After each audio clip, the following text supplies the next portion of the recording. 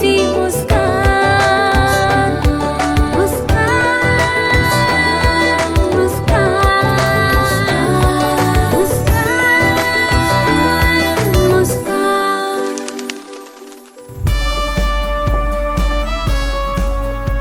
Welcome everyone, आप सभी का बहुत बहुत स्वागत है आपके अपने प्रोग्राम मुस्कान में। मैं हूं सतनाम कौर और मैं हूं राज सिंह वर्मा। आज हम जिस टॉपिक पर बात करने जा रहे हैं वो बहुत ही इंपॉर्टेंट है, चेंजिंग हैबिट्स, रिक्रिएटिंग बिलीव्स। और मुझे लगता है सबसे कठिन काम है ये दुनिया का, क्योंकि ये मेरा पर्सनल एक्सपीरियंस है कि काफ़ी चीज़ें पता होते हुए भी हम अपने बिलीव्स को रिक्रिएट नहीं कर पाते हैं। उसकी वजह क्या है? We don't know. तो हम चाहेंगे कि आज हमारे जो एक्सपर्ट्स हैं, जिन्होंने अपनी लाइफ में उस चीज़ को ओवरपावर किया है, अपने बिलीव्स को रिक्रिएट किया है, अपना एक्सपीरियंस शेयर करें, और अगर नहीं कर पा रहे हैं तो वो भी शेयर करेंगे। हमारे पास है एक्सपर्ट डॉक्टर गुप्ता, जो न्यूरोलॉजिस्ट हैं, जो ब्रेन को समझते हैं, मैकेनिज्म को समझते हैं, बिलीव्स कैसे बनता है समझते हैं, और मेडिटेशन का पावर भी समझते हैं, मेडिटेशन कैसे उस चीज़ को निकाल पाता है। तो आज आई एक्चुअली टेक एडवांटेज और अपने पर्सनल क्वेश्चंस भी पूछूंगा। अगर आपके भी हैं तो आप भी पूछिएगा। ऐसी बहुत सारी हैबिट्स हमारी भी होती है, पर हैबिट्स से मुझे एक चीज़ ये याद आती है कि हम लोग हैबिट्स को बहुत बार सिर्फ बाहरी चीज़ों से ही तोलते हैं कि खाने की हैबिट, पीने की हैबिट, ये सब हैबिट्स, बट डीप रूटेड हमारे बिहेवियर में भी हैबिट्स आती हैं। तो चलिए आज इसी को अनफोल्ड करते हैं और जानते हैं कि हैबिट्स बनती कैसे है और अपनी हैबिट्स को चेंज कैसे करना है।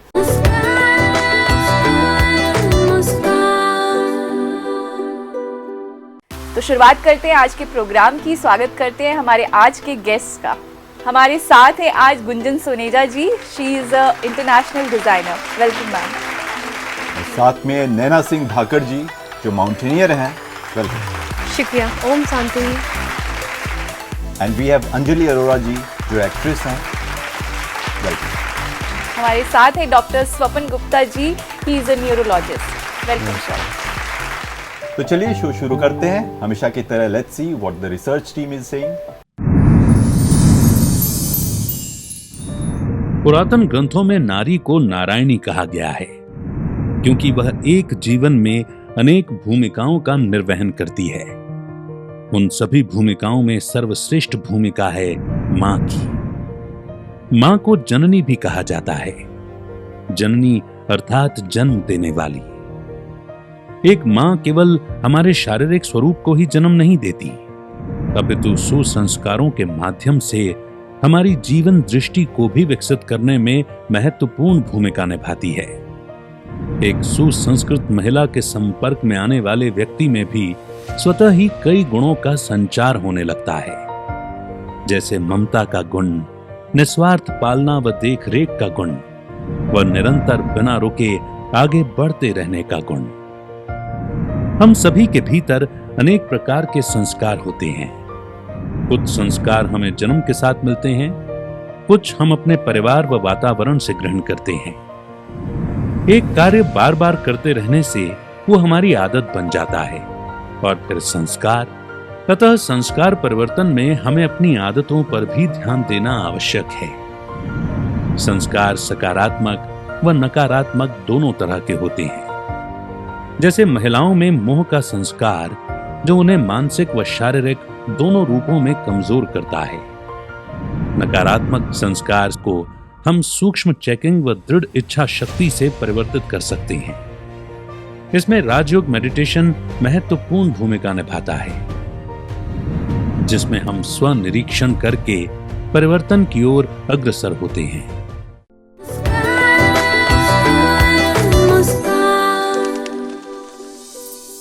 जैसा कि आज का टॉपिक है चेंजिंग हैबिट्स, रिक्रिएटिंग बिलीव्स। तो हैबिट को चेंज करना बहुत मुश्किल है। This is my personal experience. तो हम सबसे पहले चाहेंगे हमारे एक्सपर्ट्स अपने लाइफ के अनुभवों से बताएं कि उनके लिए कौन सी हैबिट थी जो बॉटलनेक बन गई थी, रुकावट बन गई थी, वो अचीव करने के लिए जो चाहते थे, जो उनका ड्रीम था, और उसको अगर वो तोड़ पाए तो कैसे तोड़ पाए, नहीं कर पाए तो क्यों नहीं कर पाए, वो शेयर करें and then we'll take it forward from there. तो we'll ask Naina Singh Dhakad first.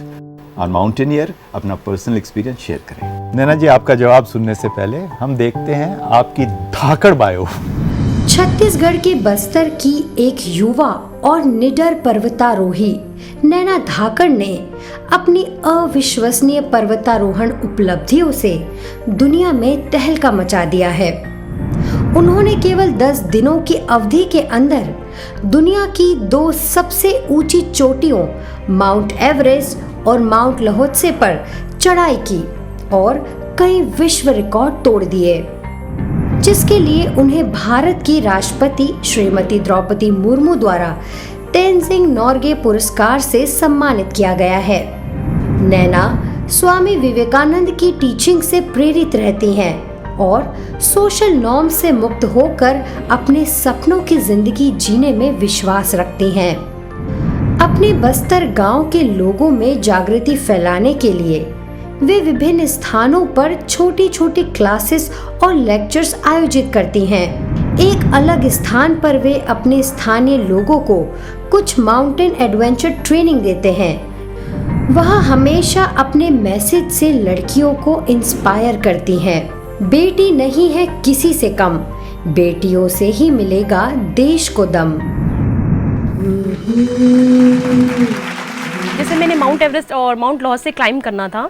एक जनरली सी बात है कि माउंटेन्स में काफ़ी सारे डिफ़िकल्ट्स आते हैं और उस डिफ़िकल्ट्स के बीच में सबसे बड़ा जो मेरा डर था वो था फंडिंग, कि how can manage my financial, कि मैं कैसे करूँगी। मैं तो घर से पैसे भी नहीं ले सकती हूँ, मैं किसी से बोल भी नहीं सकती पैसे के लिए, क्योंकि आप लोगों को सभी को पता होगा कि नॉर्मली जो गेम खेलते हैं वो कम से कम बजट में गेम हो जाता है, लेकिन mountain is very difficult game and very costly game. ये जो गेम है वो बहुत महंगा गेम है।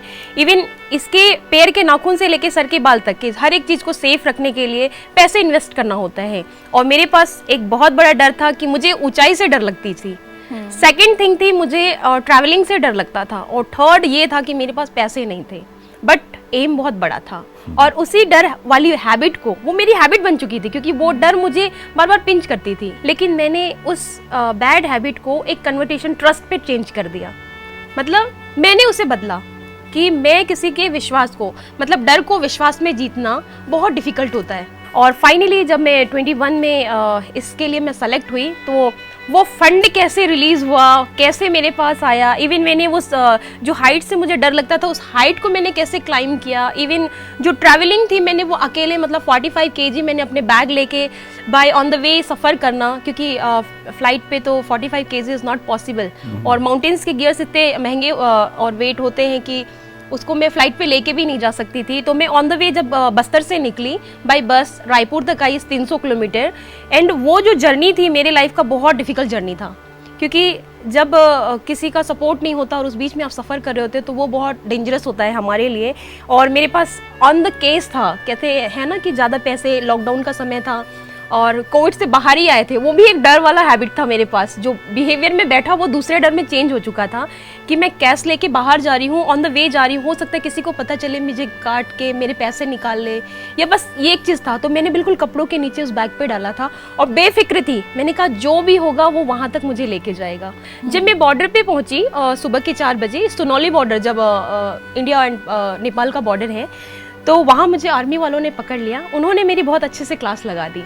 तो वहाँ पे भी एक डर आ गया था कि मैंने तो सिर्फ मुंह उठा के एंटर लेना था और अंदर वाले को जानती हूँ, इस बीच में जो भी है वो मैं नहीं जानती। बट आर्मी वालों ने, जो बॉर्डर पे ड्यूटी होती है, उन्होंने मुझसे क्वेश्चन किया कि मैडम इस बैग में क्या है और आप बिना पूछे नेपाल कैसे अंदर एंट्री कर रहे हैं। मैंने उनको बताया कि मैं हिमालय के लिए जा रही हूँ, कि आई एम एक्साइटेड कि मैं हिमालय के लिए जा रही हूँ और इसमें हिमालय के गियर्स हैं जो मुझे वहाँ लगने हैं। तो उन्होंने बोला ऐसे कैसे जा रही हैं, कोई परमिशन है? मैंने कहा हाँ जी परमिशन है। तो बोले किसकी परमिशन है? मैंने कहा नेपाल वालों की परमिशन है। तो बोले बात कराओ। मेरे दिमाग में ये था कि मैं जिस कंपनी के थ्रू जा रही हूँ, जिस एजेंसी के थ्रू जा रही हूँ, वो तो मेरे पास नंबर था। तो I just search my mobile कि हाँ उनका नंबर मैं निकाल रही हूँ। तो उन्होंने बोला अच्छा आप कहाँ से? मैंने कहा छत्तीसगढ़ से। छत्तीसगढ़ में कहाँ? तो बोले बस्तर से। अरे बस्तर में तो बहुत नक्सलाइट होते हैं, आप पक्का? नहीं साइड हो जाइए, साइड हो जाइए। तो मैंने बिल्कुल इनोसेंट होके मैंने बैग साइड रख दिया। मैंने कहा आप चेक कर लीजिए, जो भी है आप क्लियर कर लीजिए। उन्होंने, मेरे अंदर वो डर था पर मैंने उसे हावी होने नहीं दिया। जो बाय बिहेवियर जो डर होती है वो आती एंड जाती रहती है, लेकिन उस समय वो सिचुएशन था कि मुझे हैंडल करना था। वो तो शुरू से बनी थी, अब वो लास्ट में भी आएगी वो मुझे पता था। सो मैंने बैक साइड किया और उनसे बोला कि सर चेक कर लीजिए। उन्होंने बोला नहीं, आप अपने सीएम से बात करवाइए। मैंने कहा सीएम से ही बात करवाना है, ठीक है सर मैं सीएम से बात करती। जस्ट लाइक ऑन किया मैंने मोबाइल और फिर स्क्रॉल करने लगा, तो उनको लगा अरे लड़की ऐसे कैसे सीएम से बात कर रही, पक्का कोई होगी, उनके दिमाग में आया। तो बोले नहीं नहीं आप एक काम कीजिए, आपके देश के जो प्रधानमंत्री है ना उनसे बात करवाइए। मैंने कहा बस आपसे उनसे ही बात करनी है ना सर, आप एक क्लियर कर लीजिए आपसे बात किससे करनी है। मतलब एक कॉन्फिडेंस, जो डर के आगे विश्वास का कॉन्फिडेंस था वो मेरे अंदर बाहर था, हाँ जी डेवलप हो रहा था, और जो अंदर थी वो डर थी। लेकिन मैं सिर्फ हावी होने का मौका नहीं दिया और मैंने अपने विजय को प्राप्त करने के लिए चुपचाप से कहा पीएम से ही बात करनी है ना, चलो हम करवाते हैं, अरे हमारे तो घर के ही हैं। तो मैंने यूँ सर्च करने लगा, जस्ट लाइक सर्च कर रही थी, वो बिल्कुल मुझे यूँ देख रहे थे कि अरे लड़की क्या बोल रही है, पीएम को भी जानती है, मतलब पीएम इनको जानते हैं। लेकिन जैसे बॉर्डर में क्रॉस नहीं की थी, बाहर से एक आवाज आई अंदर के साइड से, नेपाल की साइड से, अरे बहनी आप आ गई वापस। तो एक होता है ना कि अटैचमेंट भाई बहनों वाला।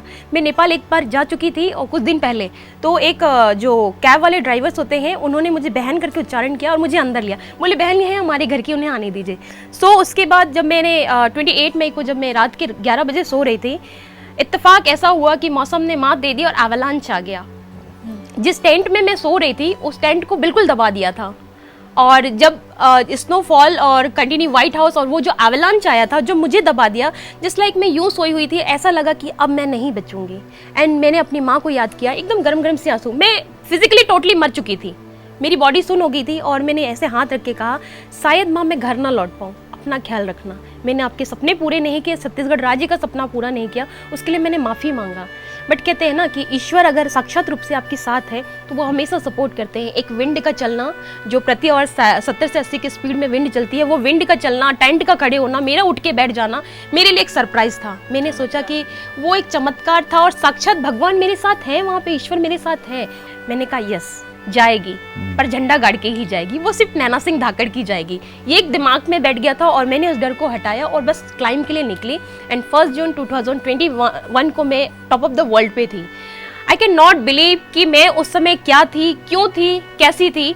और उस हाइट पे सिर्फ हम 5 क्लाइंबर्स थे, इस ऑल ओवर जो 4 थे वो अदर कंट्री के थे और मैं इंडिया प्रेजेंट कर रही थी वहाँ पे। सो जब हमारा इंडिया का फ्लैग होता है ना, जब हम उसे लहराते हैं, फहराते हैं, तो वो जो होता है कि हम सारे दर्द भूल चुके थे। And then yes I can do it, I do it, yes finally do it. क्या बात है, I like to clap for this. सो ये मेरी एक छोटी सी जर्नी थी। और जब मैं डाउन आ रही थी तो जो कंपनी का मालिक था वो बिल्कुल, मैं उन्हें पिता समान मान रही थी। वो दौड़ते भागते कहते हैं ना कि एक्साइटमेंट की जिसको हम मर जाएगी सोचिए, वो कैसे क्लाइंब करके आ रही है। सो वो मुझे कैंप 3 पे मिले 7000 मीटर पे। उन्होंने मुझे वॉकी टॉकी से एक पूछा था कि आपको खाने में क्या चाहिए। मैंने कहा दिमाग तो सबके खा लूंगी, बस मुझे कोका कोला दिला दीजिए। तो उस हाइट पे कोका कोला पीने का अलग ही जज्बा था। और जब वो आए तो मुझसे पूछा था, उन्होंने बिल्कुल हक किया और रोते हुए घुटने टेक के मुझसे पूछा कि इतनी छोटी सी बच्ची 2 माउंटेन कैसे क्लाइंब कर ली। मैंने यही कहा था, एक छोटी सी बच्ची अपने नन्हे नन्हे कदमों से विश्व की 2 ऊंची चोटियां नाप ली। हमारे आगे धाकड़ है। आपकी कहानी बहुत ही धाकड़ है। और जो आपने विश्वास पे जैसे डर को जीता है विश्वास से, वो भी बड़ी धाकड़ बात है। हम आपसे जानना चाहेंगे क्योंकि परफेक्ट पॉइंट एड्रेस करने के लिए उन्होंने हर चीज को शुरुआत की, अच्छी शुरुआत की, जीत प्राप्त की। लेकिन ये जो पैटर्न क्यों बनता है, इसका मैकेनिज्म क्या है, और इस चीज को देखने का नजरिया अगर हम बदलें तो क्या ये निकलना, मतलब जो सोच बन चुकी है उसको हम चेंज कर सकते हैं? डॉक्टर गुप्ता का जवाब जानने से पहले let's see his achievement so far. Doctor Swapan Gupta, आपने मौलाना आजाद मेडिकल कॉलेज दिल्ली से MBBS और MD किया है और GB पंत इंस्टीट्यूट नई दिल्ली से न्यूरोसाइंस में DM ट्रेनिंग और वेनिस इटली से एडवांस एपिलेप्सी ट्रेनिंग की है। डॉक्टर स्वपन वर्तमान में GB पंत इंस्टीट्यूट नई दिल्ली में न्यूरोलॉजी के एसोसिएट प्रोफेसर के रूप में कार्यरत हैं।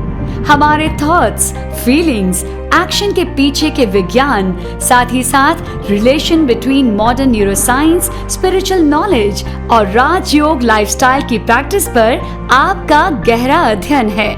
डॉक्टर स्वपन आध्यात्मिकता के पीछे के विज्ञान और ब्रह्मचर्य के कॉन्सेप्ट पर नेशनल और इंटरनेशनल मंच पर एक उत्साही वक्ता है। World Federation of Neurology fellowship award, ILAE bursary award, Sant Sarvoh bursary award, Saroj Jha best paper national award सहित कई नेशनल और इंटरनेशनल पुरस्कारों से आपको नवाजा गया है। जो नैना जी ने आज शेयर किया बहुत खूबसूरत था, आपने जो अपना एक्सपीरियंस बताया।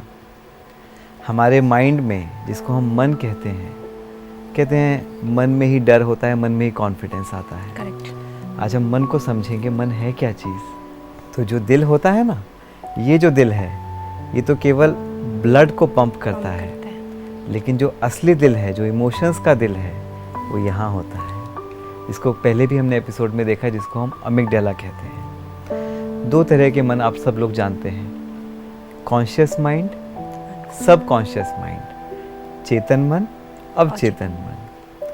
चेतन मन क्या होता है?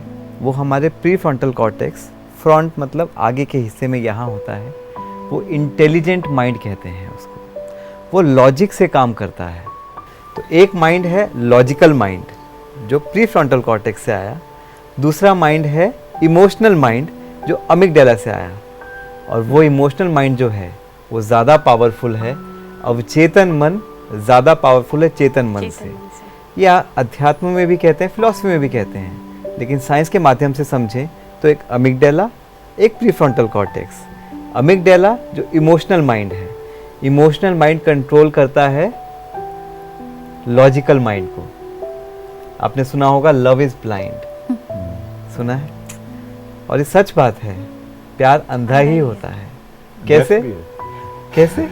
जो अमिगडाला है वो इमोशनल माइंड है। जब वहाँ पर लव पैदा होता है ना, लव के इमोशंस, तो वो लॉजिकल माइंड को ओवर पावर कर लेता है। और लॉजिक माइंड कहता है कि ये इंसान में थोड़ी बहुत कमी भी है, लेकिन जो लव के फीलिंग्स हैं वो उसको ओवर शैडो कर लेते हैं और उसकी कमी भी वो छुप जाती है। आपके पास हम वापस आएंगे कि इस चीज़ को हम रिवर्स कैसे करें, अपने इंटेलिजेंस को कैसे बढ़ाएं, क्योंकि हर समय ऐसा पॉसिबल नहीं होता है कि लक्ष्य इतना बड़ा हो। और ये पैटर्न बन जाता है, छोटे छोटे काम में भी नुकसान होना शुरू होता है। तो क्या कोई और तरीका है?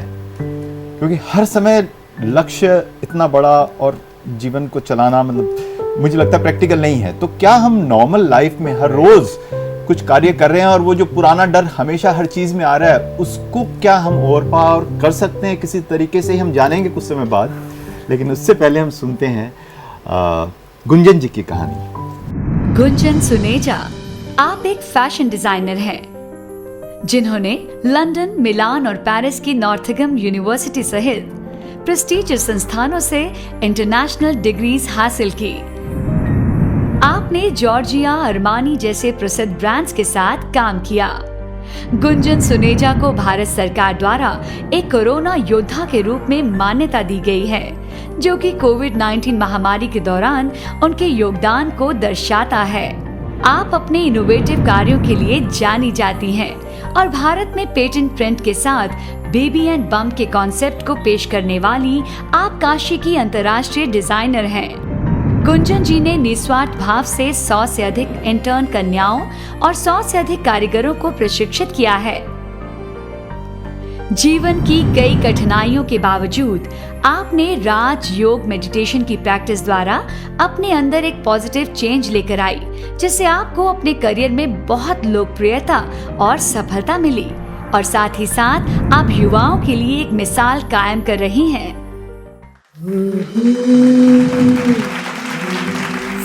मेरी रियल स्टोरी ये है that since the time I am born, so I was the first child of my entire Soneja family and they were literally waiting कि एक बच्चा हो जाए and पूरे it was 4 brothers, तो पूरी family में I was the first child and First female child.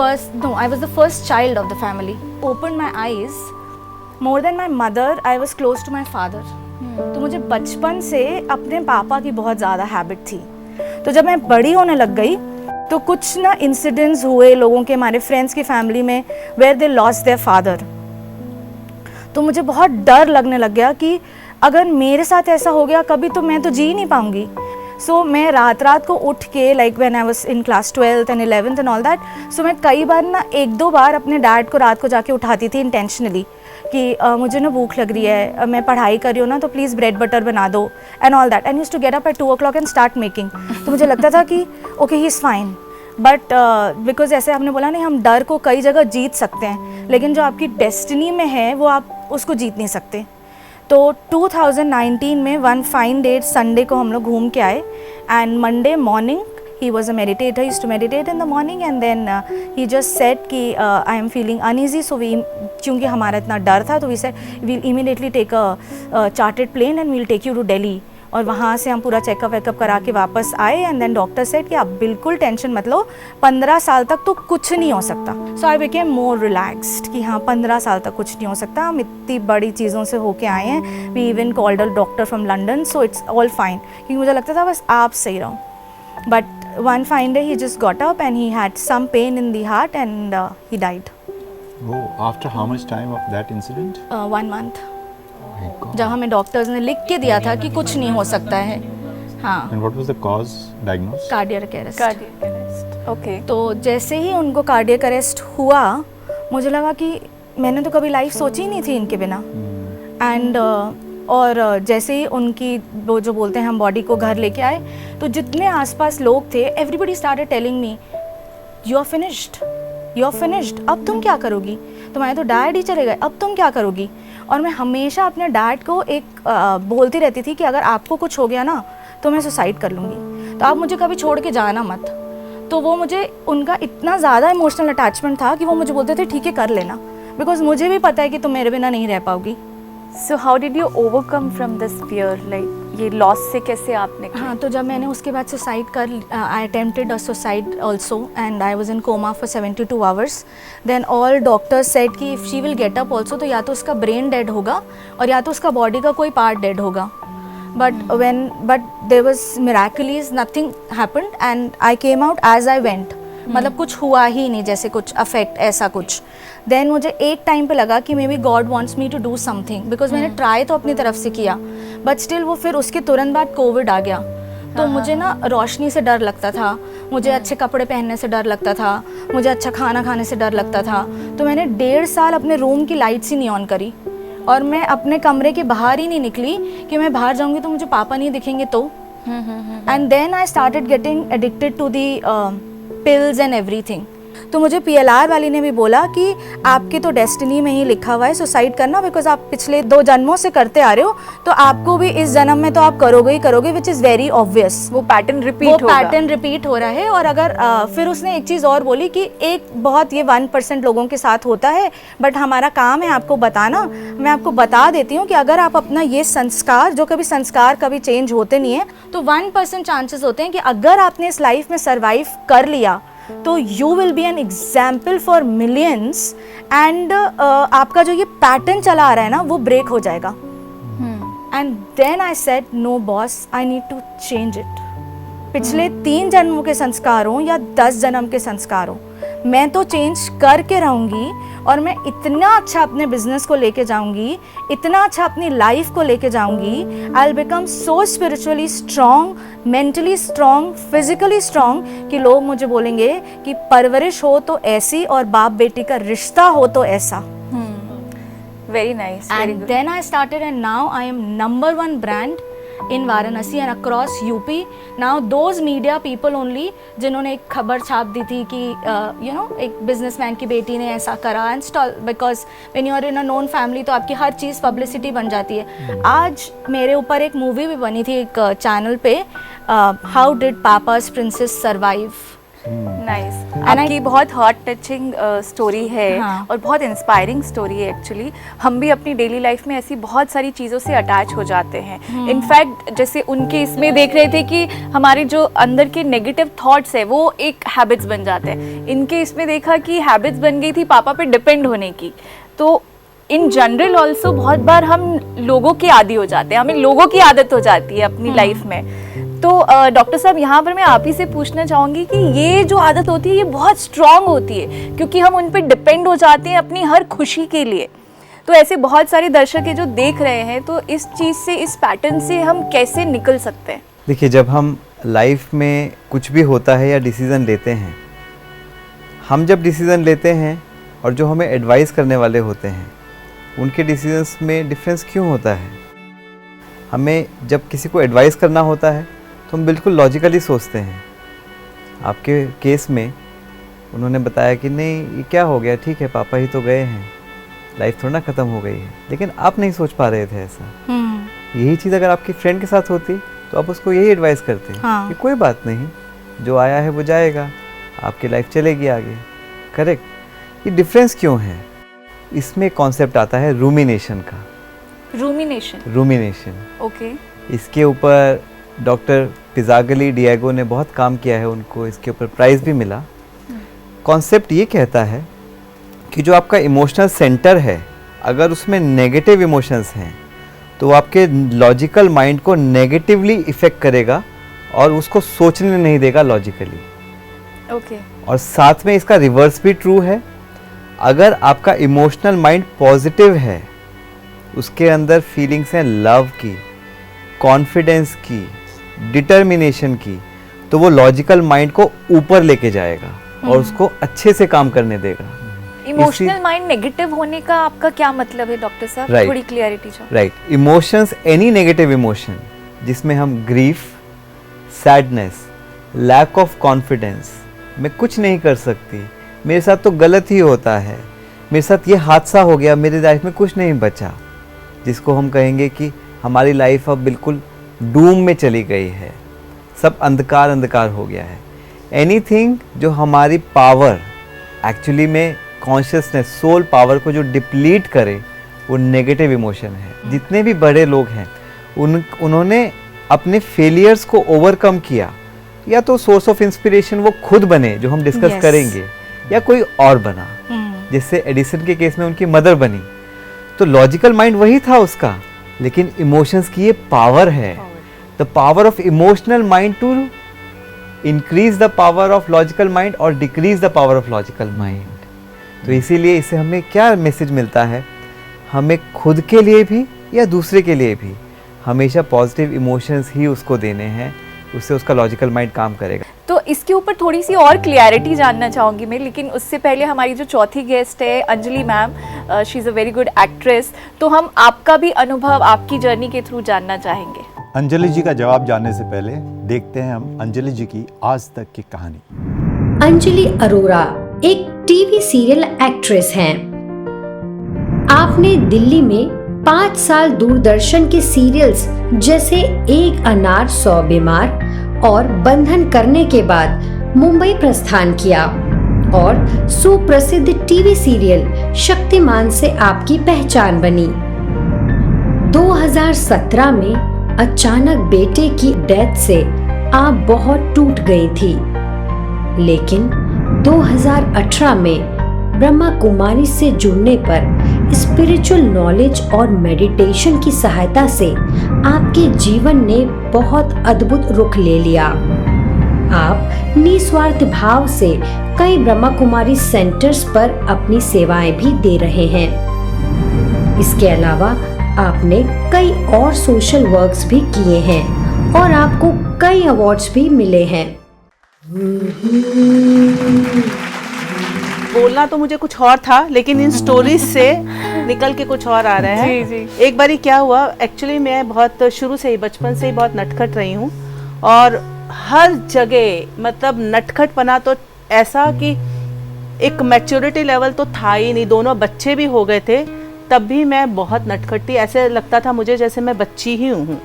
लेकिन वो नटखटपना था। उसके बाद जब मैं फर्स्ट टाइम जब मैं फिल्म लाइन में आई, दिल्ली में थी, एक मुझे सीरियल ऑफर हुआ था, दूरदर्शन पे था वो, द स्पेस यात्रा।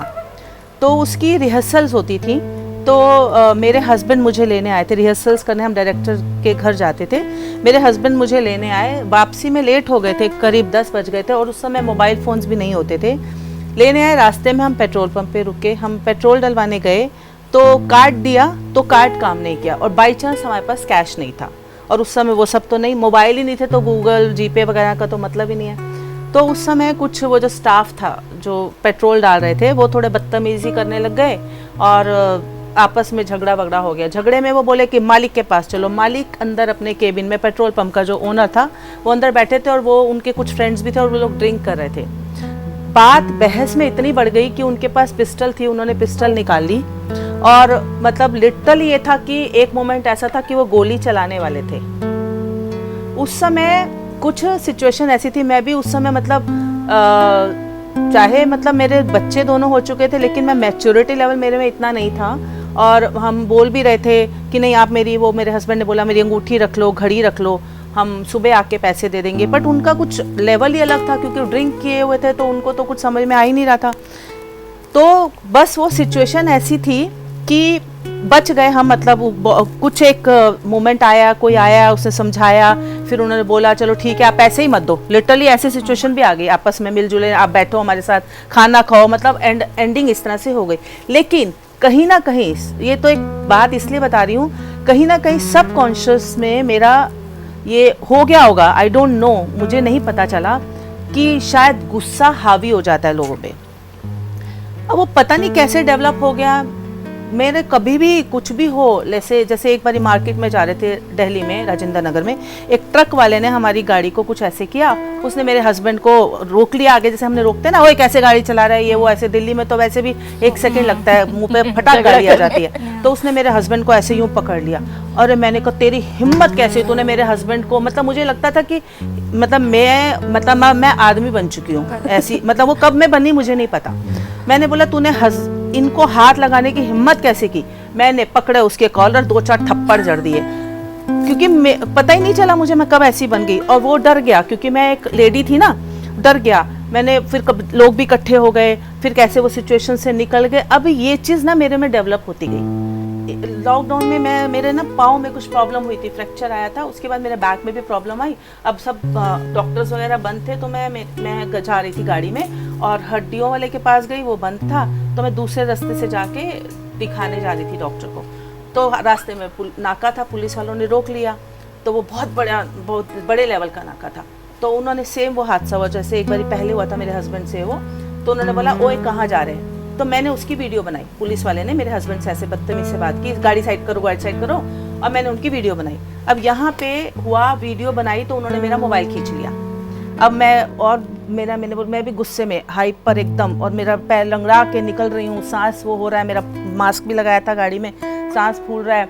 तो वो कुछ ईगो पे बात आ गई पुलिस वालों की, और वो लेडी जो कांस्टेबल वगैरह थी तो उसका पाँव मेरे पाँव पे पड़ गया, मैं और ज़्यादा चिल्लम चिल्ली। वो सब ट्विटर वगैरह भी है, सब उस पर है, सोशल मीडिया बहुत हाई लेवल पे पहुंच गई थी बात, कमिश्नर तक बात पहुंच गई थी। तो उसकी ईगो पे बात आ गई और उन्होंने मेरे खिलाफ केस बना दिया। वो सीधा पुलिस स्टेशन हमारी गाड़ी ले गए और हमें पूरे दिन उन्होंने हमें परेशान रखा। हमारे मोबाइल ले लिए थे, मैं किसी को फ़ोन नहीं कर पा रही थी। और फिर एक नंबर याद था मुझे, मेरे हस्बैंड के पास तो फ़ोन था, मेरा फ़ोन ले लिया था। फिर मैंने डैडी को किया, डैडी आप ब्रदर मेरा IAS है उनको फ़ोन करो, वहाँ कमिश्नर वगैरह को किया, तब तक केस बना चुके थे वो। तो फिर अल्टीमेटली उन्होंने शाम को हमें तो छोड़ दिया, मोबाइल भी दे दिया, डिलीट करवा के सारे वीडियो की डिलीट करो।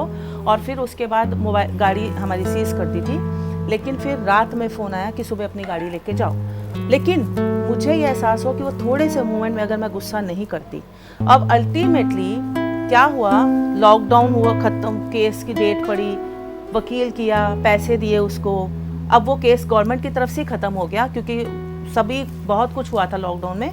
लेकिन मैंने जब स्पिरिचुअलिटी को योग, मैंने सोचा मैं तो अभी योग भी करती हूँ, उसके बावजूद भी ऐसा क्यों हुआ। तो इस प्रॉपर घटना ने मेरे अंदर इतने चेंजेस लाए कि मैंने इतना अपने आप के अंदर ही अंदर मैंने उस चीज़ को, मैंने बोला मुझे मेरा गुस्सा ख़त्म करना है। आता मुझे अभी भी है गुस्सा, मैंने यहाँ रख लेती हूँ कि आई है किरणें, यहाँ आई हैं शीतल, मैं शीतल आत्मा हूँ, मैं शांत आत्मा हूँ। और वो ऐसे कर करके वो एकदम से, वो जैसे वो एक फिल्म आई थी वो सलमान खान की, वो कहते हैं ना काउंटिंग करो 1 2 3, तो वो तो गुस्से पे ऐसे था। मैं उस तरह से अपने आप को कहती हूँ मेरे अंदर ये किरण आई, ये किरण आई, ये किरण आई मेरे अंदर से, ऊपर से वाइब्रेशंस आ रही हैं। सो ऐसा महसूस करके इतना चेंजेस आए हैं कि मैं अभी गुस्सा मेरा मतलब क्षण मात्र रह गया है, शायद वो भी बिल्कुल ख़त्म हो जाएगा। अभी गुस्सा है लेकिन अब वो दब जाता है थोड़ा, मतलब अब उस तरह से रिएक्ट नहीं होता जिस तरह से मैं पहले करती थी। अभी जो लोग गुस्सा करते हैं ना, उनको लगता है कि हाँ थोड़ी देर के लिए तो खुशी मिली ना, मेरी को सेटिस्फाई हो गई, लेकिन बाद में वो रिग्रेट करते हैं। लेकिन हमें उस चीज़ को एक्नॉलेज करके लिखना चाहिए। आप लिखो मैंने गुस्सा किया, ये फ़ायदे हुए, ये नुकसान हुए। मैं शांत रही, ये फ़ायदे हुए, ये नुकसान हुए। तो ऐसे जैसे मन एक छोटा बच्चा होता है ना, वैसा होता है, उसको समझाना पड़ता है। आप उसको पहले समझाओ कि देखो ये फ़ायदे वाली चीज़ है, ये नुकसान वाली चीज़ है। अब मन को समझ तो आ गया, लेकिन जो पुरानी हैबिट है ना, वो स्ट्राइक करती है, वो स्ट्राइक करती है। हम ये नहीं कहते कि मन को सिर्फ आप प्यार करो। हमने क्या कहा, आप मन को डराओ भी। मन के लिए वो चांटा है डराना, कि देखो अगर तुम इस गलत रास्ते पे गए तो तुम्हें प्रॉब्लम आएगी। उसको पनिश भी करो। कैसे? अगर वो गलती करे तो उससे कोई चीज़ कि ठीक है आज तुमने ज़्यादा चॉकलेट खाई ना, तो अगले दिन हम फास्ट रखेंगे। लेकिन साथ साथ उसको ऑल्टरनेटिव भी तो दो। हम बच्चे को चाटा मार के नहीं करना, लेकिन वो करे क्या बच्चा कोई खाली बैठ सकता है? नहीं बैठ सकता। उसको आपको दूसरा दरवाज़ा भी देना है। आप उसको अगर समझा रहे हो, डांट रहे हो, और उसको फिर प्यार भी करो। लेकिन कहाँ डांटना है, कहाँ प्यार करना है, ये आपको समझ होनी चाहिए। और यही समझ हमें स्पिरिचुअलिटी से मिली, and I am proud of it. तो सतनाम, हम चाहते हैं कि आज का टेक अवे क्या है, ये आप ऑडियंस को दें। मेरा तो राज यही टेक अवे है कि ऐसी बहुत सारी हैबिट्स है जो मैं बहुत टाइम से चेंज करना चाह रही हूँ। एंड आई एम श्योर हर एज में हर इंसान नई हैबिट्स अपनी लाइफ में लाना चाहता है, बिकॉज वो पॉजिटिव चेंज देखना चाहता है, ग्रो करना चाहता है।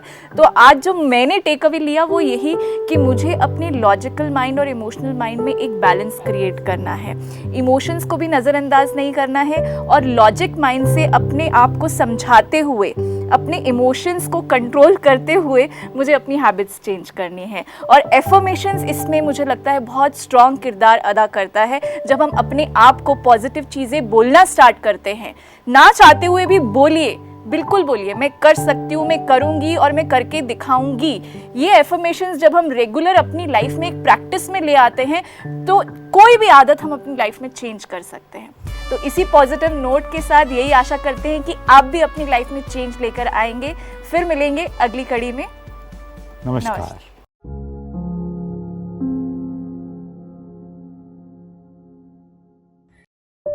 मेरा नाम है Pushpalata, wife of group captain who was fighter pilot in the Indian air force. मुझे पार्टीज़ करना और सभी को अपने घर बुलाना बहुत अच्छा लगता था, और विशेष तौर पर मैं नॉनवेज बहुत अच्छा बनाती थी।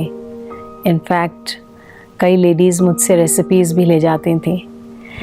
पर जीवन में एक टर्निंग पॉइंट मुझे आज भी याद है, और उस दिन मैंने नॉन वेजिटेरियंस के लिए सारा खाना जो था नॉनवेज बेस्ड था, एक्सेप्ट फॉर राइस एंड चपाती। तो मेरे कुक्स, 2 कुक्स थे, तो उनको एक को बोला कि आप फ़िश लाना और दूसरे को मटन, और मैं खुद चिकन कट करने के लिए किचन में गई। जब मैं चिकन को कट करने गई तो एक आवाज़ आई, वो आवाज़ बहुत लाउड था। मुझे लगा कमरे में कोई खड़ा है, तो मैं ढूंढने लगी कहीं कोई बोल तो नहीं रहा। जब मैंने जाके सारे कमरे में देखा, कोई नहीं था। फिर मैंने नाइफ़ उठाया और मैं फिर चिकन के पास गई कट करने। तब एक जैसे एक आवाज़ आई कि बंद करो ये खाना खाना, ये आपके लिए बना नहीं है, आपको ये नहीं खाना है, ये बिल्कुल गलत खाना है। इससे पहले मुझे किसी ने कोई रोका टोका कभी नहीं, क्योंकि मैं बचपन से नॉनवेज खाती थी, क्योंकि परिवार ही ऐसा था कि जहाँ नॉनवेज बनता था। फिर भी मैंने जो है चाकू उठाया और चिकन को कट करने लगी, तो उतने में थोड़ी देर में ऐसे लगा जैसे वो चिकन नहीं, एक बच्चे का रूप। तो मेरे हाथ से चाकू फिसल कर गिर गया और मेरे हाथ पैर कांपने लगे। तो मैंने आंख बंद किया, और पता नहीं वो डिवाइन शक्ति थी कि मेरे अंदर एक डीप रियलाइजेशन हुआ कि मुझे ये खाना नहीं खाना है। और अंडा तो हमारे घर में हर दिन बनता था, तो मैंने उसी क्षण प्रण लिया कि मुझे आज इसी वक्त अंडा और मीट मछली नहीं खाना है। शायद वो इंसिडेंट्स जो मेरे साथ हुआ, वो इस स्पिरिचुअल जर्नी की शुरुआत उसी दिन हो गई थी कि मेरे अंदर एक इनर अवेकनिंग जागृत हुई कि मुझे नेगेटिव फूड नहीं खाना है। With in few days time मुझे लगा कि मेरे अंदर काफ़ी कुछ चेंजेस आ रहा है। जैसे मैं बहुत ज़्यादा इमोशनली वीक थी और मेरे अंदर पेशेंस आने लगा और एक भय होता था, वो भय भी जैसे नहीं रहा। फिर जब मैं ब्रह्म कुमारी इसमें आई तो मुझे लगा, मुझे ज्ञान जो मिला कि आप जब नेगेटिव सोचते हैं उसका मूल आधार आपका नेगेटिव फूड होता है। तब मैं बहुत इजीली को रिलेट कर पाई कि जो नॉनवेज जब मैं खा रही थी तो मेरे अंदर जो इमोशनल इम्बैलेंस था, तो मैंने देखा जैसे ही मैंने नॉनवेज छोड़ा, और छोड़ा मीन्स डीप रियलाइजेशन द्वारा, किस तरह से जो हमारी इनर वॉइस है वो कभी हमें गाइड करती है। तो अगर हम उस इनर वॉइस को अगर हम सुनते हैं, ना कि हम उसको दबाएं, और उस इनर वॉइस को सुनकर अपने जीवन को अगर एक सही मार्ग, एक सही दिशा हमें दिखाती है, तो अगर हम चलते हैं तो हमारा जीवन एक आदर्श जीवन हो सकता है और हम कई प्रॉब्लम से अपने जीवन में पावरफुली फेस करके हम जीवन को बहुत खुशहाल बना सकते हैं।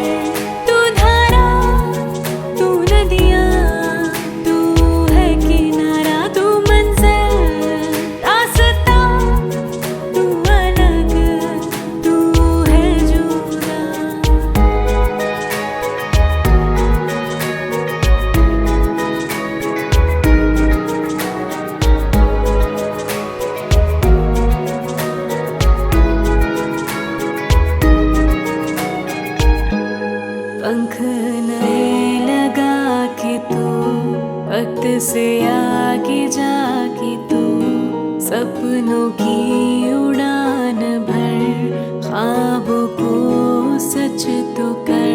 सूरज उम्मीदों का खिला, दीपक तूफानों में है जला, जज्बे तेरे है चट्टा, मुट्ठी में तेरे है जहां।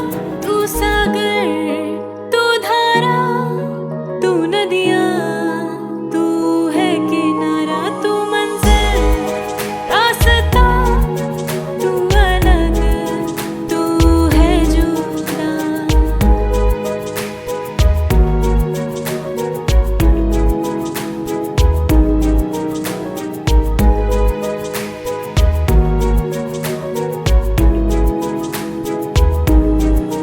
हिम्मत तुझसे जिंदा होगी, अंबर भी झुकेगा। उठा ले पर्वत, जमी बहा दे, लिखना